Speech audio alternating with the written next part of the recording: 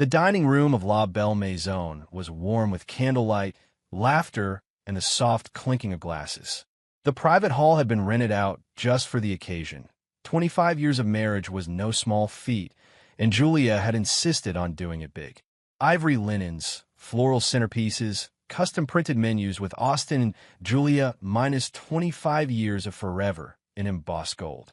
The air smelled of roasted duck, expensive wine, and sentimentality. Austin adjusted his cufflinks and smiled politely at the seated family. Julia's parents, her sister Marie, his brother, their daughter Juniper, and a handful of close friends. Everyone seemed genuinely happy, toasting to endurance, love, and years well spent. Except Austin felt a strange weight sitting on his chest, like he'd shown up to a celebration that wasn't really his. Still, he played the part. "Here's to Julia," he said, raising his glass. "The only woman I know who still looks 25 after all these years of putting up with me." Laughter rippled through the table. Julia beamed, eyes sparkling.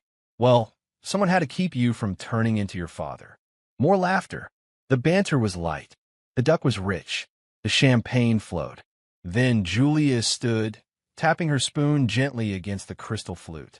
The sound rang out crisp and high. "I want to make a toast," she said, her voice steady but strangely buoyant, as if she'd been waiting to say this all night. Austin leaned back slightly in his chair, smiling. She looked radiant in her emerald green dress, her hair in soft curls over one shoulder. There was no warning, no tremor of nerves or prelude of doubt. "I just want to say," Julia began, "how much I appreciate each and every one of you for being here tonight. 25 years, it's a journey, you know? A long one, not always smooth, but full of learning and love and evolution." Austin tilted his head. "Evolution?" Julia glanced at him with a soft smile. "And that's why I want to take a moment to honor not just our past, but the future Austin and I are stepping into." Now she had everyone's attention. She took a sip of wine, then said it casually like discussing a vacation or a home renovation. "We've talked, and I've decided I'd like to open up our marriage." Silence. Even the waiter stopped mid-step. Austin blinked. The air in the room felt like it had been sucked out. "What?" he said too quietly. Julia chuckled. "Come on, honey. We've danced around this. I mean, we're modern adults. We love each other, but it's okay to explore. It doesn't take away from what we have. It just enhances it." His face flushed with heat. "What the hell are you talking about?" The others were frozen, forks in midair, wine glasses halted halfway to lips. "You said we've talked?" Austin asked, voice sharp now. "When did we talk about this?" Julia waved her hand dismissively. "Well, we've hinted at it. You laughed that time I joked about hiring a pool boy." "That was a joke." "Well, I'm serious now," she said, her tone suddenly businesslike. "I've given a lot of thought. I want to feel alive again, Austin. I want freedom, not to replace you, just to rediscover me." Marie, her sister, gave a low whistle. "Wow, you're really doing this here?" Julia nodded confidently. "I believe honesty should be celebrated. And this is a celebration, isn't it?" Austin pushed his chair back slightly, the legs scraping against the marble. "You thought this was the right moment to tell me you want to screw other people?" Julia's father cleared his throat awkwardly. Juniper sat stiffly, looking at her plate, cheeks burning. "I'm not saying I don't love you," Julia said, voice softening slightly, like a parent trying to coax a child into understanding. "But we're not kids anymore. People change. Needs change. You become comfortable." Austin stared at her. "Comfortable? Yes," she said, nodding. "And I want something uncomfortable.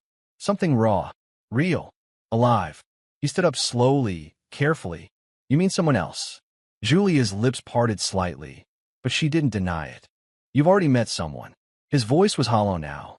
He knew that look, the gleam in her eyes, the rehearsed speech. "Haven't you?" More silence.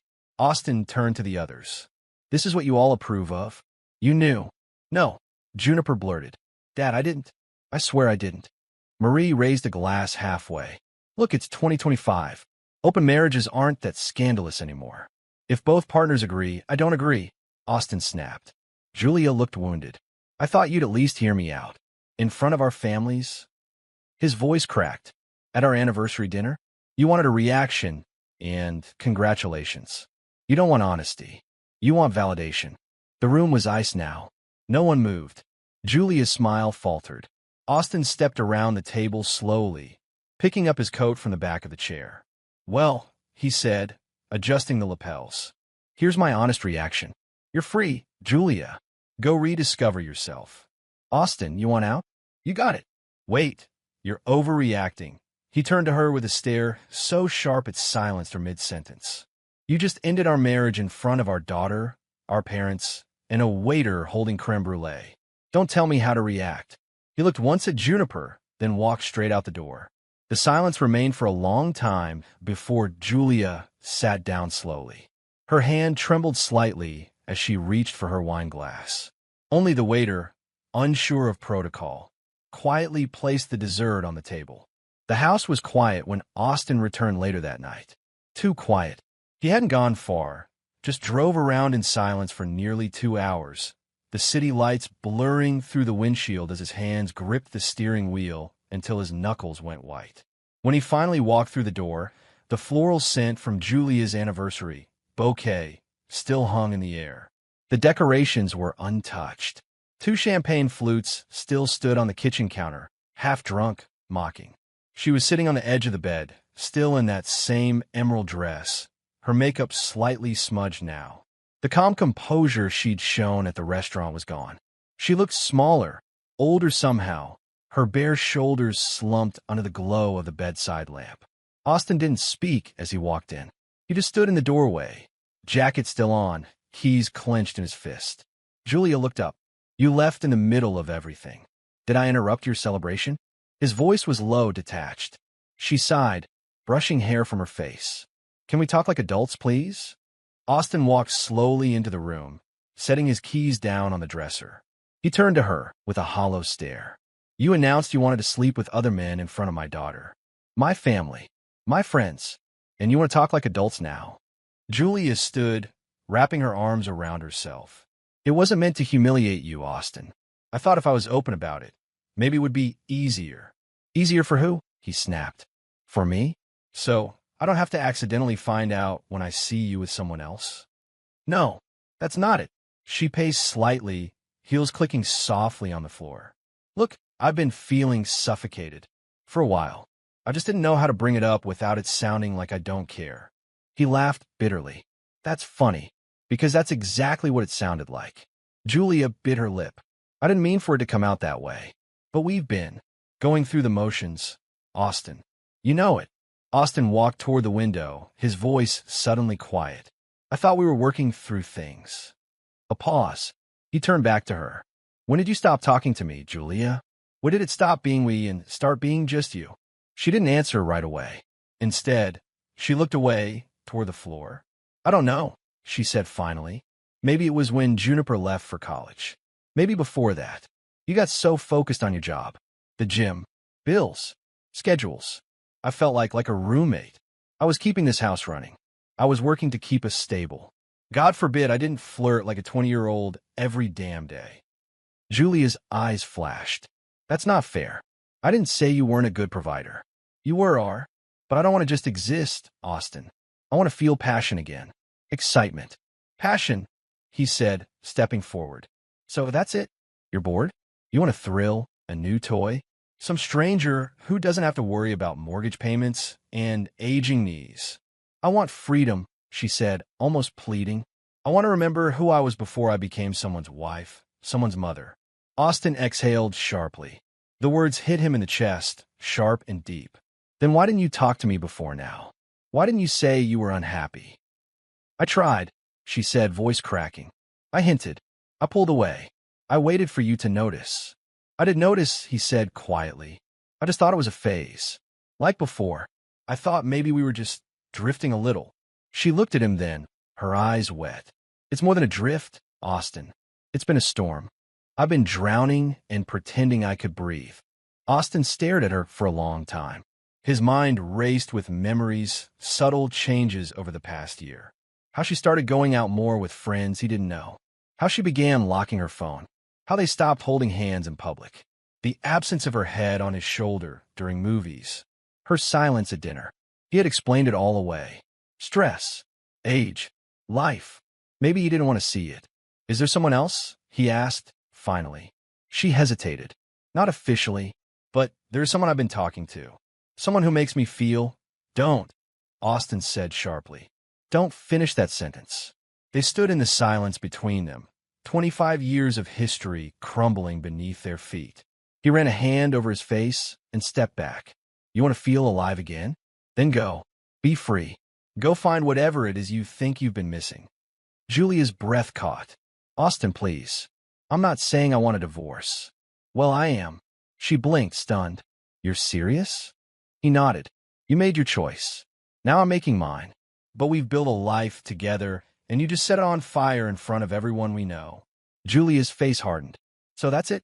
After everything, you're just going to walk away? He nodded. Yes.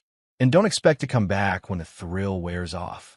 He turned and walked out of the bedroom without another word. Behind him, he heard the faint sound of her sobbing, but it didn't slow his steps. 1 week later, the divorce papers were filed. The house, once filled with laughter, turned hollow overnight.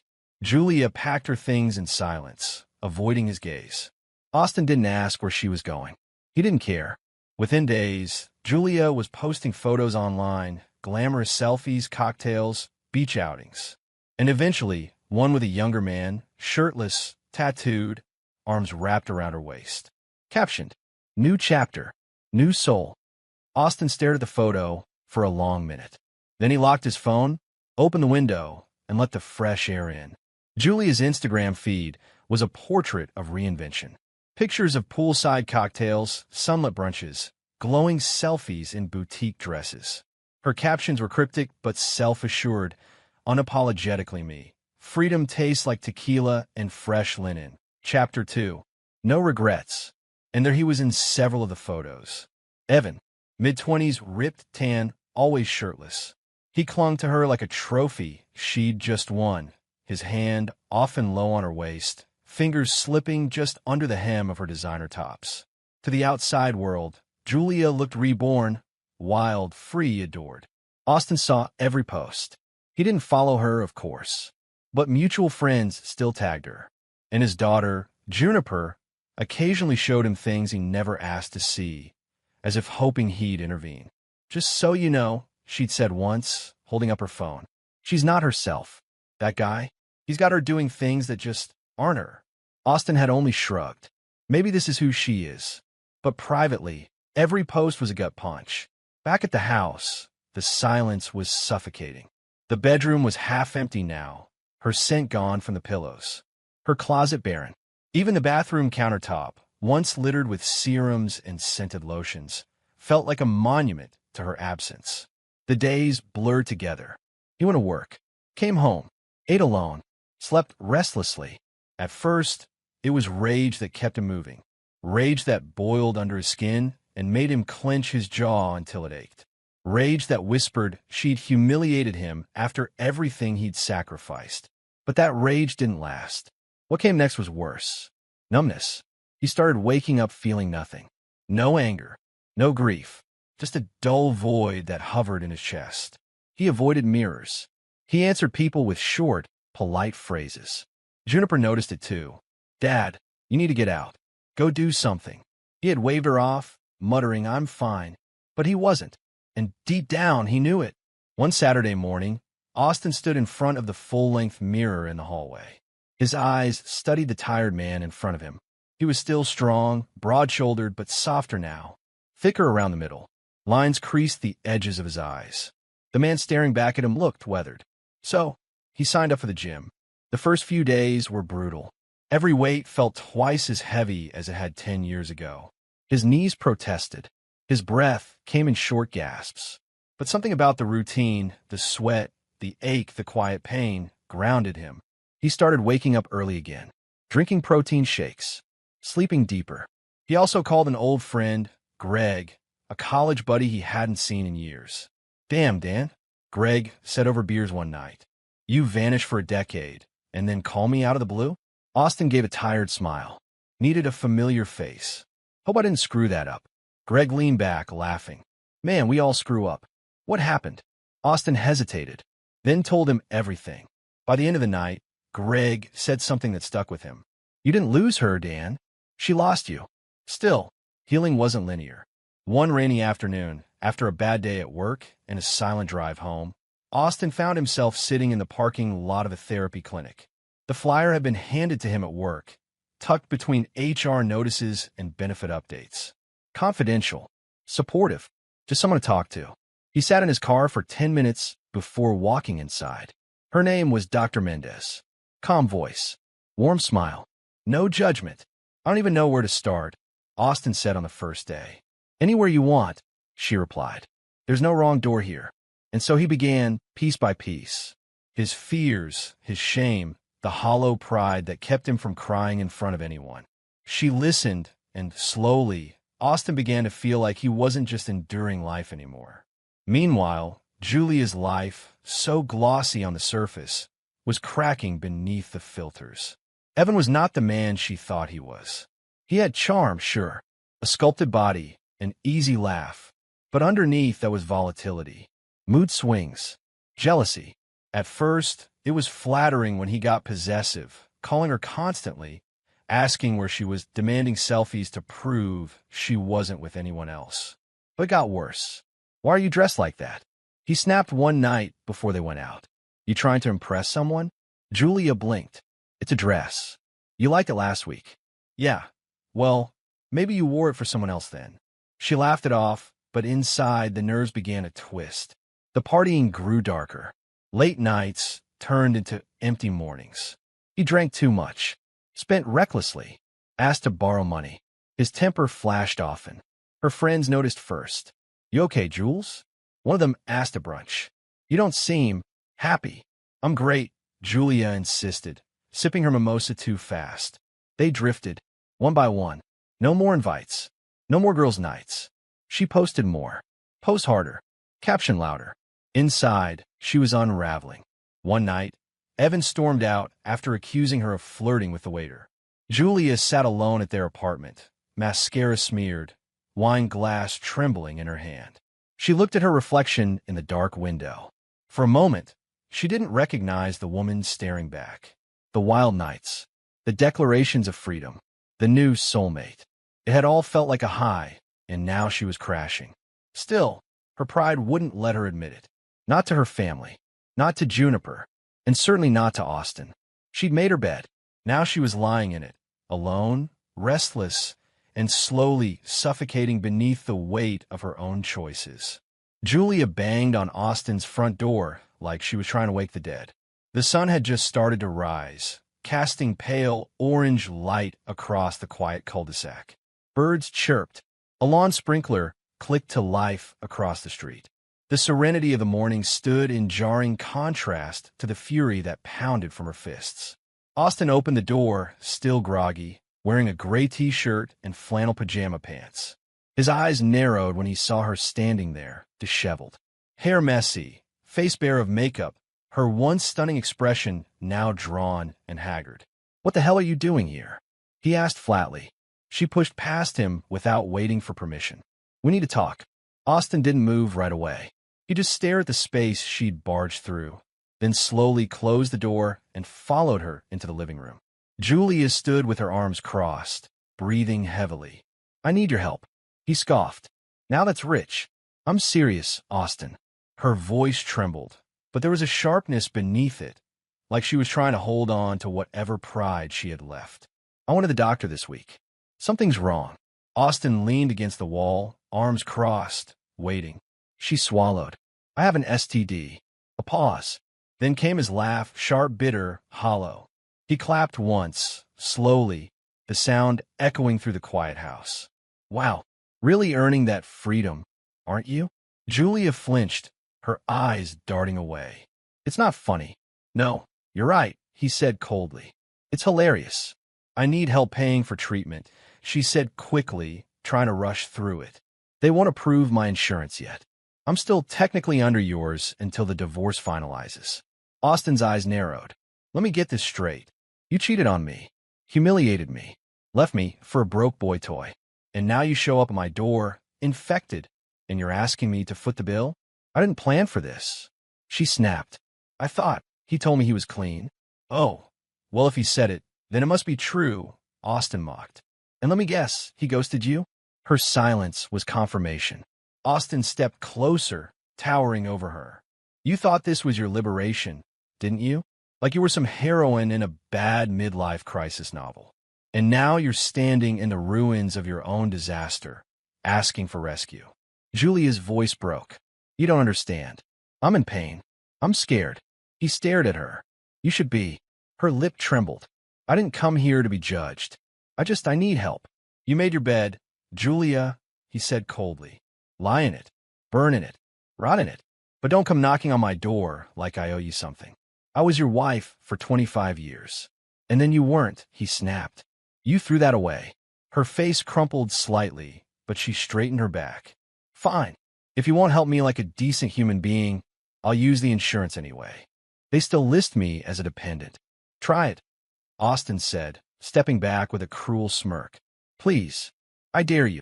The next afternoon, Austin stood in line at the pharmacy. He was picking up a refill for his blood pressure medication when he spotted her near the counter, sunglasses on indoors, hoodie pulled up like she was trying to disappear. She looked like a ghost of her former self. Pale, jittery, clutching a paper prescription and a bag of tissues. He watched from a few feet away as she handed her card to the pharmacist. Sorry, ma'am, the young woman behind the counter said gently. This plan no longer covers this medication. It's been flagged under terminated status. What? Julia asked, loud enough to turn a few heads. No, that's wrong. I'm still on a plan. My name should be, I'm afraid not. It shows up here as deactivated as of last week. Julia turned sharply and saw him. Austin offered a slow, deliberate smile and walked up beside her. Problem? He asked too loudly. You look like you're in need of coverage. Julia's face went red. You cut me off? He leaned in slightly, keeping his voice calm and level. I expedited the separation in the insurance system. You're no longer my responsibility. That includes your bedroom accidents. The pharmacist blinked, awkwardly shifting her gaze away. Julia hissed under her breath. You're embarrassing me. Austin raised an eyebrow. Oh no, not you. You embarrassed yourself the moment you asked me to fund your post-affair medical bill. People were definitely staring now. She turned and walked out of the pharmacy, clutching the useless prescription like a crumpled receipt of shame. Austin paid for his meds in silence and walked out a minute later, calm and measured, passing her where she sat on the sidewalk bench, hunched over, wiping her face. He didn't stop. He didn't say a word. He just walked to his car, turned the key, and let the cold air wash over him. For the first time in weeks, he felt peace. Austin was enjoying a rare moment of peace. A quiet Saturday afternoon sun filtered through the kitchen windows as he stood by the stove, flipping golden brown pancakes onto a plate. The scent of butter and maple hung warmly in the air, mingling with the faint hum of a jazz station playing softly in the background. For the first time in a long time, he felt grounded, alone, but not lonely. The phone buzzed on the counter. He glanced at the screen. Juniper. His chest tightened just slightly. His daughter's calls had become less frequent since the divorce, strained, uncertain. She hadn't chosen sides, not exactly, but Austin always sensed she was walking a tightrope between love and loyalty. He wiped his hands and picked up. Hey, sweetie, he said, forcing casual warmth into his voice. Dad. Her voice cracked instantly. Can you talk? He stepped away from the stove and into the living room, his heart beating a little faster. What's wrong? There was a pause on the other end. Just her breathing, shaky, shallow. It's Mom, she said finally. She's Dad. She's pregnant. Austin blinked. For a second, he genuinely thought he'd misheard her. I'm sorry, what? She's pregnant, Juniper repeated, this time with a mix of desperation and disbelief. And she says it's yours. The silence stretched. Austin didn't move. He didn't speak. Then he laughed. A quiet, incredulous laugh that turned into something deeper, more bitter. He sat down on the arm of the couch and ran a hand over his face. Oh, sweetheart, he said with a smile tugging at the corners of his lips. That's impossible. Juniper was silent for a beat. What do you mean, impossible? She asked, her voice uncertain. Austin leaned back, exhaled, and let the years rush back in a single memory. It means, he said calmly, I had a vasectomy 10 years ago, right after your brother went to college. What? Juniper's voice was full of stunned disbelief. You never told us that. Didn't need to, he replied. Your mother and I agreed it was the right choice. We didn't want more kids. It was simple. On the other end of the line, Juniper was quiet again. Then her breath caught. So she lied. Austin didn't answer. He didn't have to. Juniper's voice began to crack under the weight of realization. She swore up and down it was yours. She told me that maybe it happened before the divorce finalized. She was so convincing. She was crying. She's crying because her fantasy crumbled, Austin said, standing again and walking to his desk. That doesn't make it true. He opened the bottom drawer and retrieved a folder. He hadn't looked at it in years, but he knew it would come in handy someday. The surgical report, signed and stamped. Vasectomy. Complete. Permanent. He studied it for a moment, then pulled out a black frame from his bookshelf, a spare he'd been meaning to use for an old photo. This is going to sting, he murmured to himself, sliding the document into the frame. Juniper was still on the phone. I don't know what to do, she whispered. I feel like everything's upside down. She's not the same. She's been, I don't know, erratic. She gets defensive every time I ask questions. I wanted to believe her. Sometimes, Austin said gently, the hardest part is realizing someone you love is capable of lying to your face. There was a long pause. I just need some time, Juniper whispered, to think, to process all this. Take all the time you need, Austin said softly. And Juniper? Yeah. None of this is your fault. She didn't reply right away. He could hear her breathing, shaky but steadying. Thanks, Dad, she said finally, for not yelling, for not making it worse. I'm past the yelling stage, he said with a quiet chuckle. Now I just send gifts. He glanced down at the framed vasectomy report, now lying on the counter. The next morning he mailed it. A simple brown box. No note, no explanation, just a frame, wrapped neatly in bubble wrap, the surgical proof staring up like a silent accusation. He didn't have to see Julia's reaction to imagine it. He could picture her fingers trembling as she opened the package, her breath catching, her heart dropping into her stomach as realization set in. There would be no more pretending, no manipulations, no backtracking, just cold, irrefutable truth. Later that week, Juniper stopped by the house. She stood in the doorway with her arms crossed, clearly nervous. I got your message, Austin said, stepping aside to let her in. She walked in slowly, glancing around the living room like it had changed somehow. You were right, she said quietly. She didn't deny it. Not when I showed her the report. Austin nodded. He didn't press. She tried to twist it at first, Juniper continued. Said maybe the vasectomy failed or maybe the timing was off. But it was all deflection. She's not even sure who the father is, Dad. He stayed quiet. She begged me not to hate her, Juniper added, almost bitterly. She said she was confused and lonely and she made mistakes. But this wasn't a mistake. This was a chain of choices. Over and over again. Austin put a hand on her shoulder. I'm sorry you're going through this. I always thought she was the glue in our family, Juniper said, voice trembling. Turns out she was the match.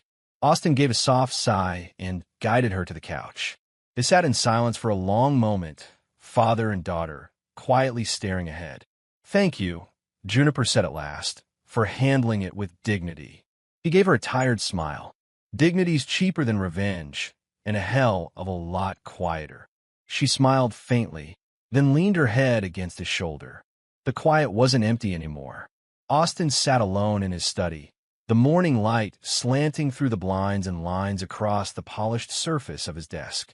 A quiet calm hung over the house, deceptive in its peace. But Austin's mind was anything but quiet. The call with Juniper still rang in his ears. Her voice, the tremble, the disbelief, the pain, and under all of it, the rage simmering in his own chest refused to settle. He was done being humiliated. He picked up his phone, scrolled to a contact labeled simply, Read P.I. The call connected after 2 rings. Austin, a smooth, professional voice greeted him. Ready to move forward? Yes, Austin replied. I want everything on Julia Simmons. Phone records, emails, photos, anyone she's been in contact with since before the divorce. If she so much as breathed next to another man before that dinner, I want to know. Understood. It'll take a few days. Then get started. Austin ended the call and leaned back, staring at the ceiling. He didn't want revenge just for himself anymore. He wanted the truth carved into stone. 4 days later, a thick brown envelope arrived. Inside, photographs, printouts, GPS logs, screenshots of flirtatious messages sent under fake usernames. A pattern emerged quickly. Julia had been spiraling long before she ever raised her glass at that anniversary dinner.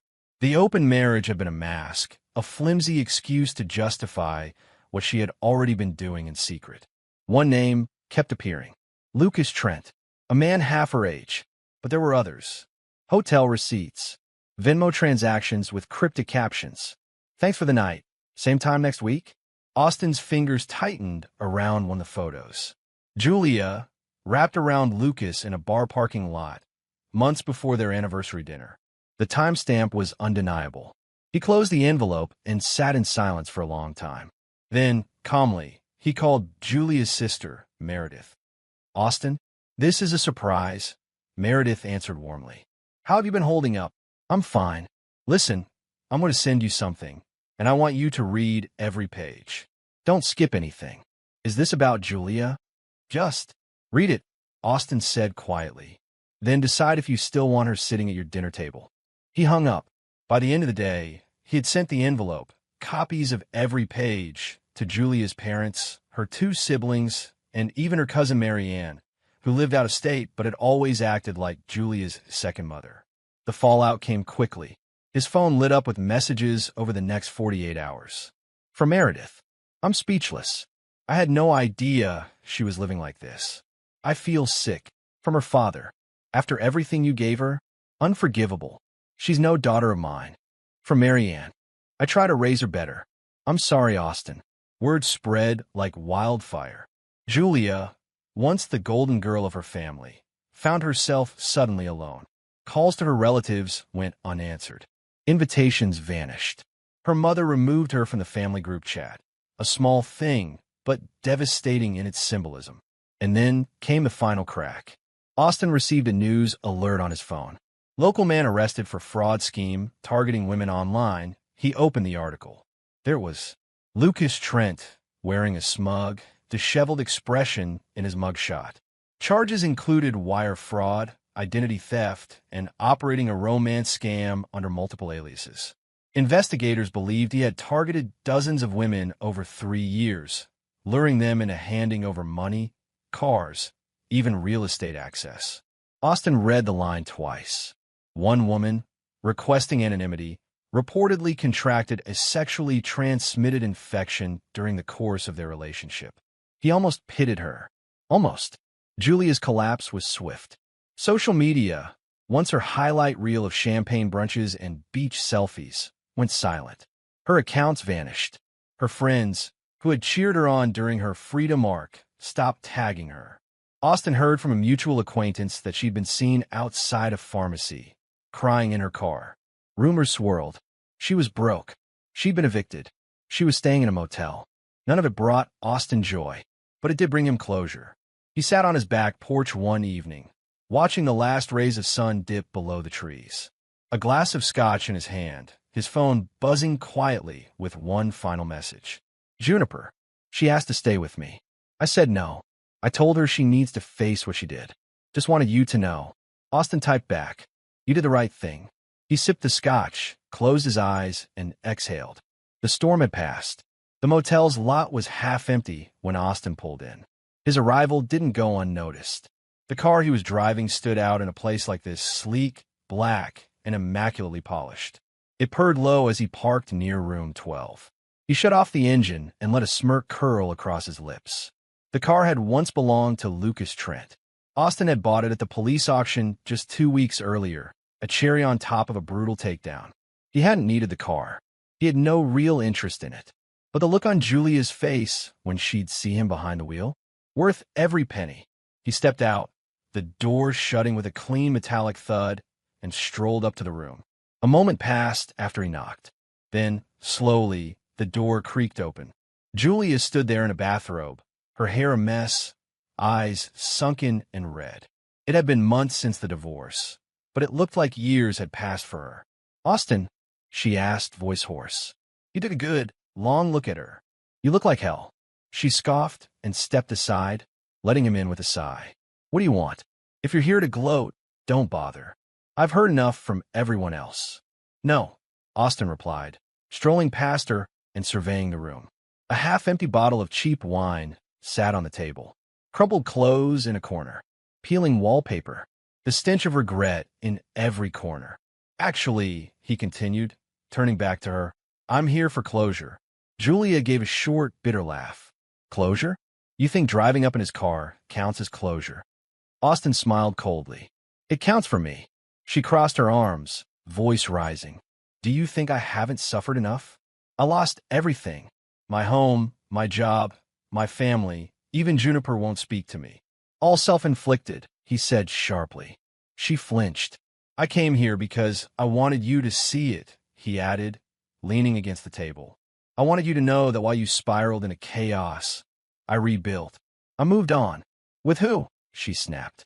"Some gym bunny with a spray tan and an IQ of room temperature." Austin chuckled. "Actually, her name's Claire. You met her once. At that Christmas party 4 years ago. You called her a wannabe barista with daddy issues." Julia blinked. "That girl from a juice bar?" "Yeah, that one. Turns out she's getting her degree in physical therapy. Smart kind. Doesn't lie to my face or sleep around behind my back." Julia sat down heavily on the edge of the bed. "You really hate me, don't you?" "No," Austin said. "I don't have the energy to hate you. But I do want you to understand something." He knelt slightly, looking her dead in the eyes. "We had 25 years. I gave you everything. I worked long hours. I built a life. I stayed faithful. I honored my vows. And you destroyed all of it in 25 seconds. Julia's eyes filled with tears. "I was lost, Austin. I wanted to feel alive again. I didn't know what I was doing." "You knew exactly what you were doing," he said, standing. "You just didn't care." She wiped at her cheeks with the back of her hand. "I thought Lucas loved me. He said all the right things. He made me feel seen. He also gave you gonorrhea and stole your credit cards." Austin replied without blinking. "Romantic." She winced. He glanced at his watch. "Anyway, I have dinner reservations." "With her?" Julia asked bitterly. "With Claire, yes. And afterward, we're going to that jazz spot you always hated." Julia stood quickly, stepping in front of him. "Austin, wait. Please. Just think. Everything we had. Everything we built. Don't let it all go. We can fix this. We can try." Austin looked at her, a long silence stretching between them. Then, softly, he said, "You know what's funny? If you'd come to me and talked before you fell into someone else's bed, maybe things would have been different. But you wanted adventure. You wanted freedom. Well, here it is." He walked past her, reached the door, and opened it. "Austin, please," she cried behind him. He turned his head slightly. "You made your bed. Now lie in it." He walked out. As he approached the car, he paused, turned back just enough so she could see his profile. "Oh," he added, tapping the roof of the vehicle with one knuckle. "Lucas's car drives like crap, but it looks great in my driveway." With that, he slid into the driver's seat and pulled away, tires smooth against the pavement, leaving behind nothing but the taste of ashes and memory. The sun poured golden light across Austin's backyard, filtering through the tall trees that lined the fence. Laughter rang out over the clatter of barbecue tongs and the squeals of children playing tag on the freshly cut grass. The scent of grilled steak, rosemary chicken, and sweet corn wafted through the air. Austin stood on the patio with a drink in hand, watching it all unfold like a dream he once thought he'd never be allowed to have again. Beside him stood Clara, his wife of 2 years. She had a calm grace about her, a warmth that drew people in. Where Julia had been fire and flash, Clara was steady, kind, grounded. She reached over now to wipe a dab of barbecue sauce from Austin's cheek, laughing. "You're worse than the baby," she teased. "And yet you still married me," he smirked. Clara smiled, then glanced behind her. Speaking of the baby, from the porch, Juniper emerged holding a bundle of soft pink fabric. She was smiling, genuinely this time, not the brittle expression she wore during those months of chaos. Her healing had taken time, but Austin had seen the pieces of his daughter slowly come back together. And now, seeing her cradling her baby sister in her arms, it made every ache worth enduring. "Dad," Juniper said softly, walking over. "She's awake. Want to hold her?" Austin set his drink aside and took the infant gently from Juniper's arms. The baby's eyes blinked open briefly before she yawned and nestled into his chest. He felt her warmth, her weight, the fragile miracle of her presence. A daughter born not of betrayal, but of renewal. He pressed a kiss to her forehead. "Hello, little one," he whispered. Juniper smiled, standing close. "You look so at peace now." Austin nodded. "Because I am." Life had changed in 1,000 quiet ways since Julio walked out of his world. In the aftermath, Austin focused on healing.